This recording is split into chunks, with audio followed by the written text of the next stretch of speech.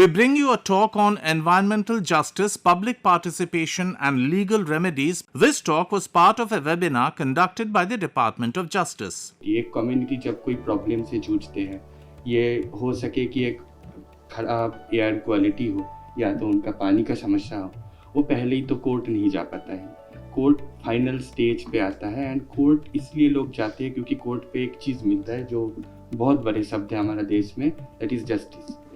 अब इन्वायरमेंट दिन पे दिन जिस तरीके से हमें अदर जस्टिस के साथ साथ कोई क्रिमिनल जस्टिस हो गया, कोई दूसरा जस्टिस भी हो गया, दिन पे दिन हमारा पर्यावरण पे जो प्रेशर है, हमारा एंथ्रोपोजेनिक एक्टिविटी के द्वारा हो गया, क्लाइमेट चेंज के द्वारा हो गया, जो पर्यावरण पे प्रेशर आते जा रहे हैं, उस पर जो कम्युनिटी पर्यावरण के ज़्यादा नज़दीक रहते हैं वो लोग सबसे ज़्यादा इम्पेक्टेड होते हैं। अब एक कोई गांव के एक कम्युनिटी, उसका पानी का तालाब पे जितना डिपेंडेंस है, एक शहर का आदमी का उतना डिपेंडेंस है नहीं। एक जंगल पे एक आदिवासी कम्युनिटी का कोई इंसान पे, इसका फॉरेस्ट प्रोडक्ट पे जितना डिपेंडेंस है, हमारा उतना नहीं है। We get it in supermarket. तो ये जो ग्रास रूट कम्युनिटी है, लीगल रेमेडीज़ की ज़रूरत उनसे सबसे ज़्यादा है। हमारा बात करने के लिए शहर पे सारे इश्यूज़ के लिए जर्नलिस्ट है, मीडिया है, इस पर बात उठाते हैं, उनका बात पहुंचना सबसे ज़्यादा इम्पोर्टेंट है। पहले हम शुरू करते हैं EIA नोटिफिकेशन के बारे में। EIA नोटिफिकेशन पे जो है, it's based on a international law principle and as well as is widely discussed in our court, जो हमारा कोर्ट पे भी डिस्कस किया गया है। That is a precautionary principle. So there is a proverb called precaution is like it's better than cure. Prevention is better than cure. So that's the idea, that we should take some precaution before we are coming up with some activity which is impacting the environment. For example, if we are coming up with an industry which is taking such and such groundwater, such and such cutting such that amount of forest, what will be the impact of that project on the local people, local environments? That need to be assessed before the project is constructed. This is the provision which is this precautionary principle is the provision which creates our law, that is the environmental impact notification. It's a notification under Environmental Protection Act. So in that there is a provision of public consult. Now as a group of a community, how they can participate in that area. So there are multiple instances in different countries, in our countries, in different states. For different projects, there are public consultation held with the help of State Pollution Control Board and the local official DM.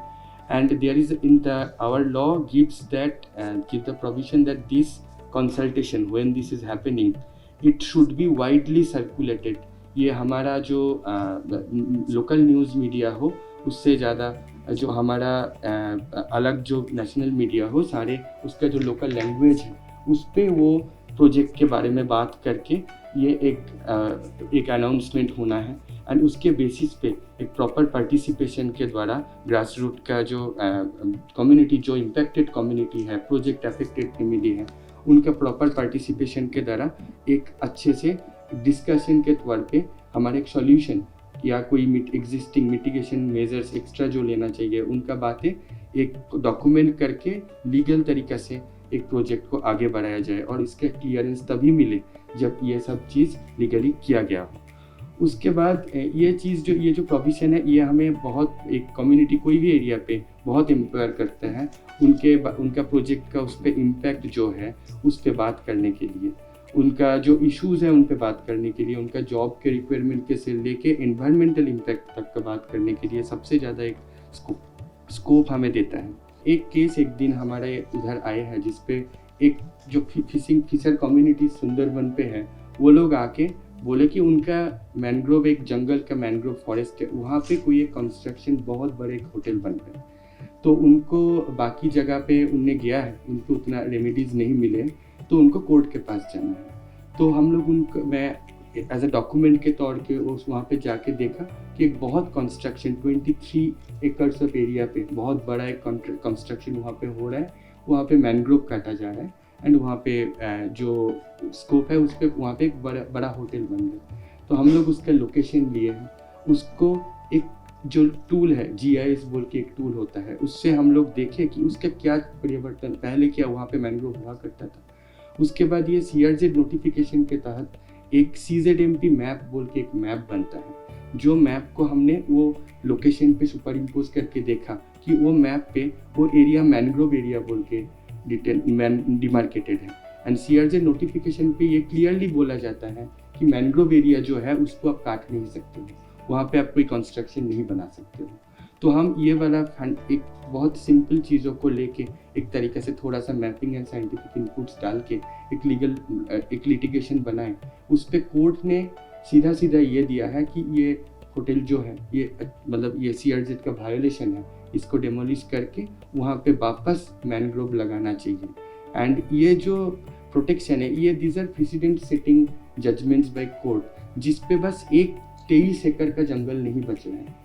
यहाँ पे पूरा सुंदरबन का area का जो एक idea है जहाँ पे यहाँ पे नहीं बनाया जा सकता है, इसका एक प्रेसिडेंट सेट हो रहा है। ये जस्टिस हमें कोर्ट से मिलता है जिसका इम्पैक्ट काफ़ी बड़ा होता है एंड इनका इम्पैक्ट काफ़ी लॉन्ग टर्म होता है।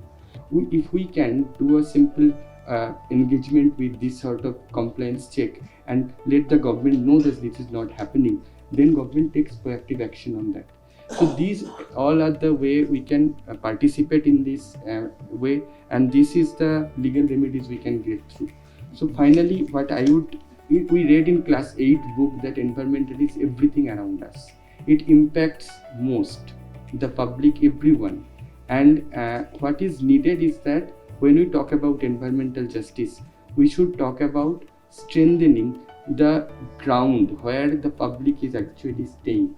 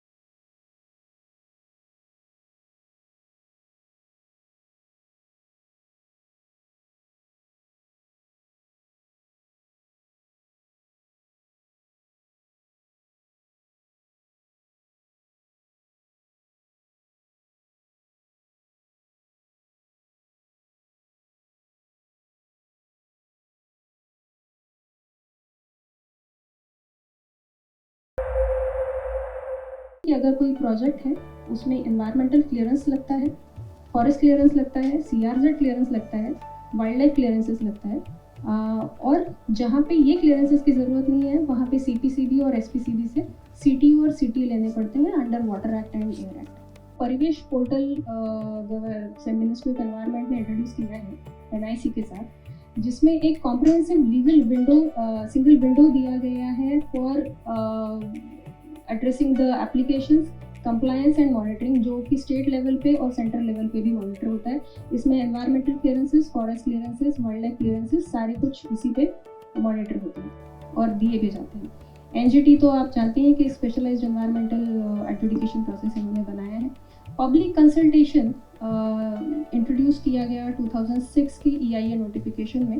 कोई भी इंडस्ट्री अगर इस्टेब्लिश करनी है तो वहाँ का जो पर्टिकुलर एरिया है वो कहीं पे कुछ इम्पैक्ट हो रहा है क्या, वो चेक करने के लिए वहाँ के जो लोकल लोग हैं उनसे कंसल्ट करना ज़रूरी है।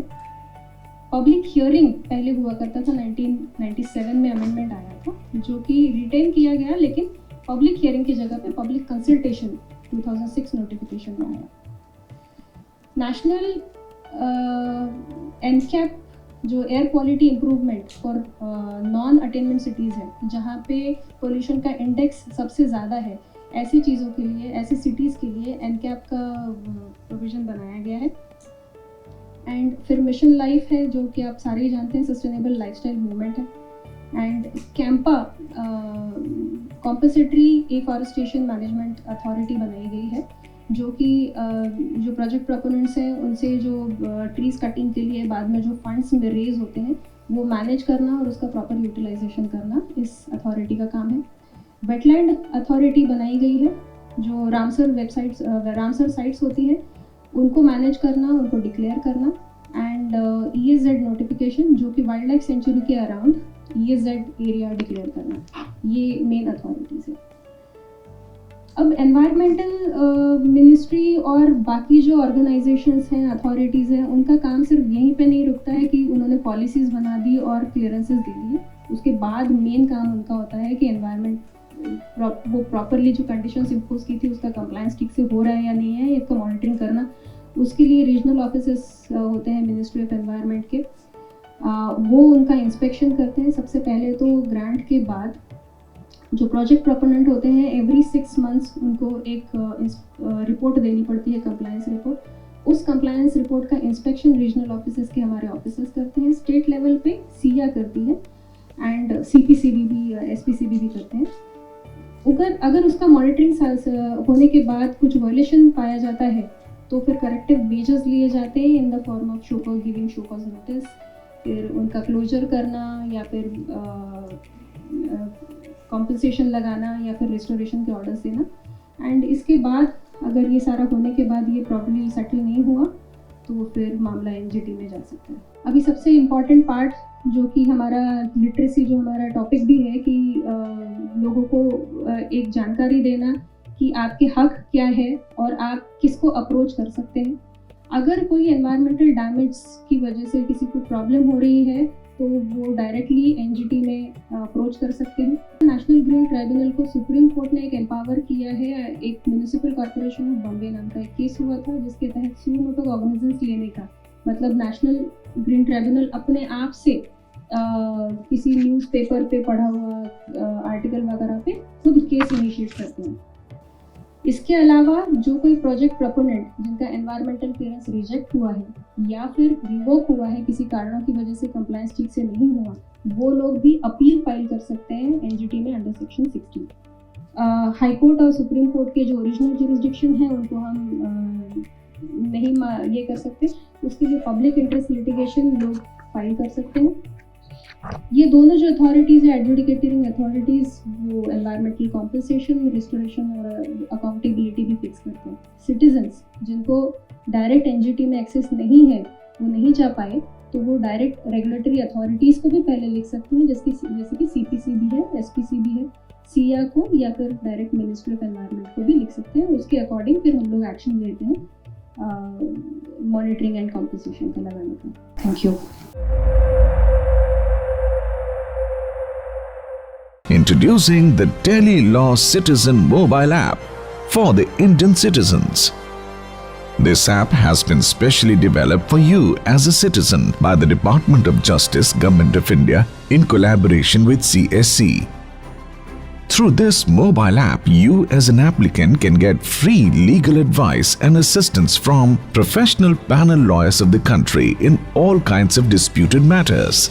Download the Delhi Law Citizen mobile app today